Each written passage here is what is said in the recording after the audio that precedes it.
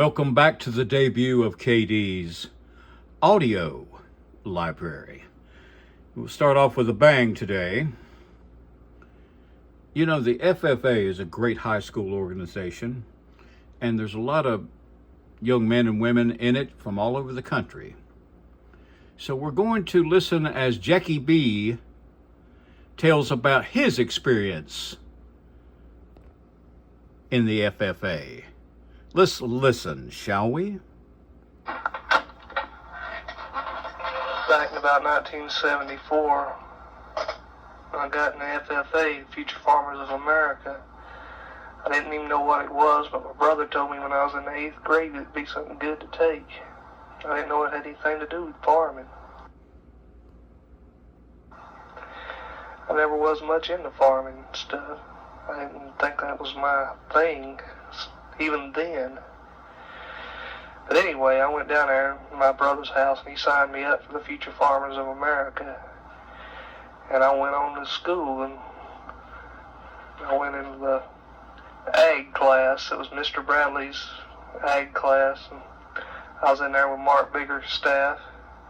Some of those other Hitler youths. That's too good for them. And we studied how to get our green hand degree and our chapter farmer degree.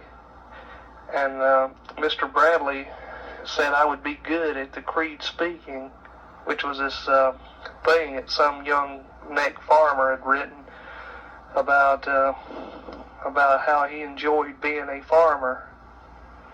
It went something like, I believe in the future farming, faith born out of words with deeds, achievements one of the present and past generations of agriculture, promise better days and better ways, even though I live and work on a good farm or engage in other agriculture pursuits. It was 5 paragraphs. Anyway, he said I was good at it. And he made me the official creed speaker. And I went to Rolfton to a competition in the bottom of the bank up there. And I spoke the creed, and there's these old dudes, about 70, sitting around, and they said that I was good. They said that even though I messed up, I corrected myself, and that was good. The only one running against me was this little red-headed boy, about 5 foot tall. He stuttered. And hell, I just laid back, and I let it roll, and they said I was good. So I won that. So I was the Rutherford County, creed-speaking champion of the Future Farmers. That was all the high schools. And I was proud of it too, man, I swear. FFA creed speaker, medal and all. Okay, from there I went to Franklin and done my creed speaking. That was the Southwestern North Carolina Conference creed speaking. I was up there, and there was this guy up there. He was the best I ever heard. That guy must sell used cars or something.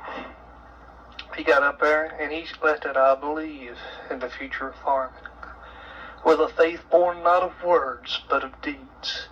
Achievements won by the present and past generations. He would make you think that you was going to go to war and win. This damn little creed he was preaching, man, was just like Jimmy Swaggart falling to his knees and crying. It beat anything I ever seen. I said, God, I can't go up against this guy.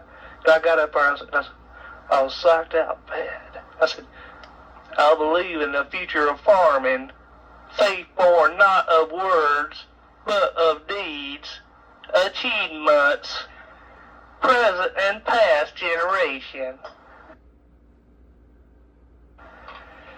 Well, out of 4, I come in 4, and I don't think they wanted to give me 4. Spicer didn't like it. Spicer said he spent $20 to send me to the district competition. I wouldn't even try. But my philosophy on it, hell, what else did Chase have? I was the best thing Chase had going for him in the Future Farmers. It was 400 guys, the biggest club in high schools, the Future Farmers of America. And that's because these rednecks can't get in any other club. And hell, they don't want to be in that one. But to be a farmer in the low through the 9th and 10th grade, they have to join the FFA. The big deal is to get your blue coat with a big bird on the back. The owl of wisdom and the plow, the symbol of toiling the soil.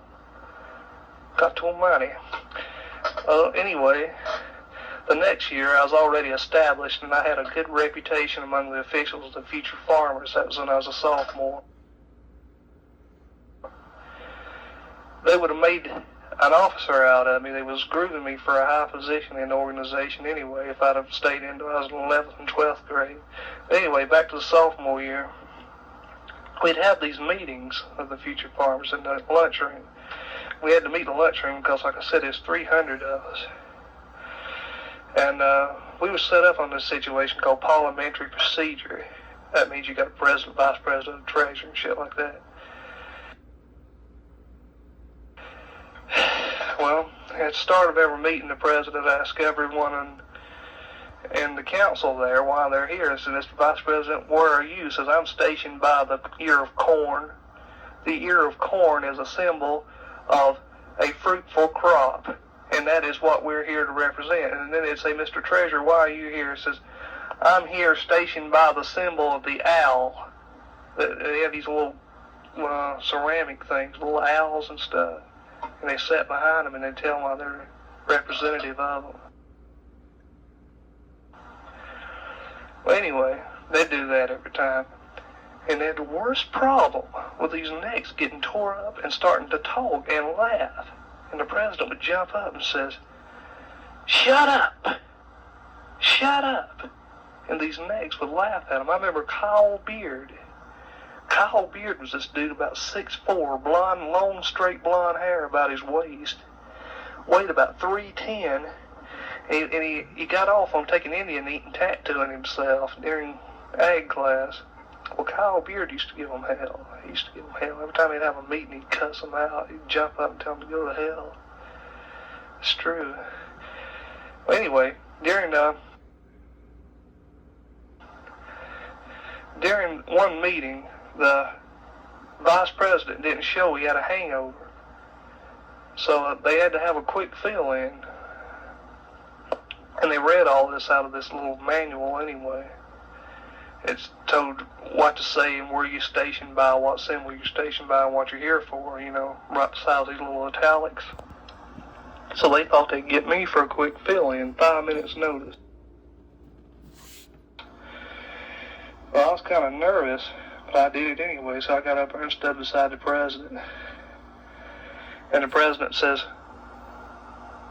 Mr. Treasurer, why are you here? You say, because I'm stationed by this and that. I said, Mr. Advisor, why are you here? I said, I'm here for this and that. And then they told me all I'd have to do is read from this manual. So I said, Mr. Vice President, which I was standing in for. I said, Mr. Vice President, why are you here? I looked down at the book and I read, turn and face the president. I said that, turn and face the president.